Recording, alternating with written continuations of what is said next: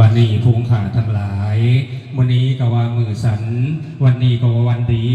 วันดีทีอมตะโศกโตกอันนี้เมนโตภาควันมวลโมของภูงขาทั้งหลายไม้มีครอบครัวของพญาสอนจิตโตกแต่งมาเพื่อทำล่าบาสีผูกแขนคนขวนให้ดังดาวผู้ที่ถือผ่าตาในพระควนนี่ก็มีทั้งเผือกหัวสั้นมั่นหัวสวยกระต้มกล้วยไข่ดูดีมีทั้งกุกุลี่กุกุลาไก่โผตั้งเสโตมวลมาวันนี้ทุงขน่อยใจเส้นสอยเย็นสะอ้อนขอโอมอ่านอวยพรใจเจนังดาวผู้ทรงคุณคำมาขน่อยหาขอวอนคุณอนุสรณ์สามสิ่งขึ้นรัตนาไตแก้วกิ่งดวงดีกับคุณศรีสมบัติทุกแห่งไต่แรงหล่าสวงสวรรค์มาเสกสรรเป็นพระพรคืออายุวันนะสุขะพละอโลคยะอติปติคุณสารสมบัติทุกเยืองขอเดชะลือกระเดืองเถ่าทัวทรณีดังแสง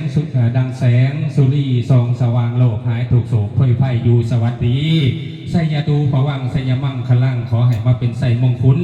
อันเวทยิงถ่วนทุกสิ่งบริบูรณ์ก็ขาเทินสา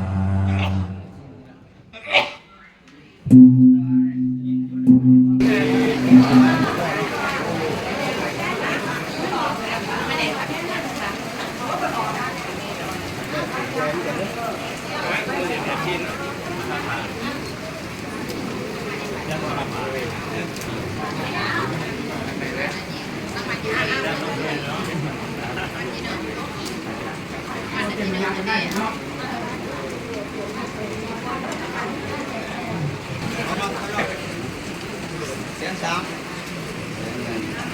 หลายเรื่องขึ้นมาจากบ้าน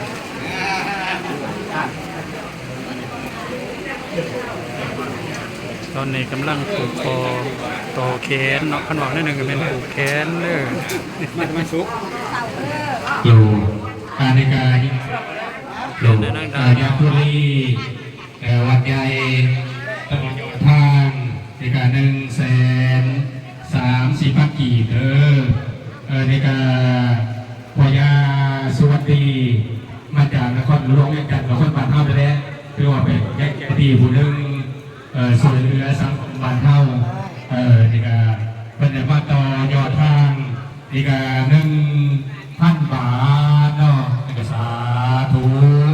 ผลขับผลสู้โยมันคนเงินโยดีมีแห่งสุขภาพแข็งแรงก็จะพบอาการจะพังอันทายปลอดแต่เสียงสิดีไปทางไหนก็แก้วขาดปลอดภัยสาธุเทระสินก็ได้สินละ8 ล่าง6 ล่างก็รวม2 สินเดือนให้เขากับสินคนล่างนี่เข้ากับรถไว้วันไว้ไปบริษัทเนาะเดือนนี้ก็ยังเหลือมือนอน8-9 ท่านนี่แหละวันสิใส่เห็นวัดจุนีข่าวภาษามือนี่แหละวันสิตั้งป่าสามัคคีทอดพระนามโลดนี่ก็มีภูมิต่อยอดแล้วสาธุเนาะ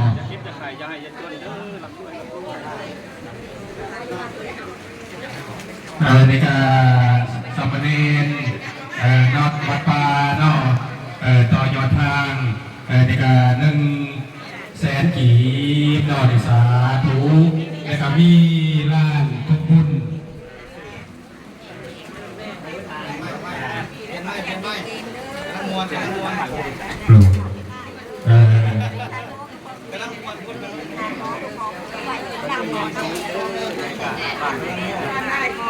ต่อจะให้หลักของ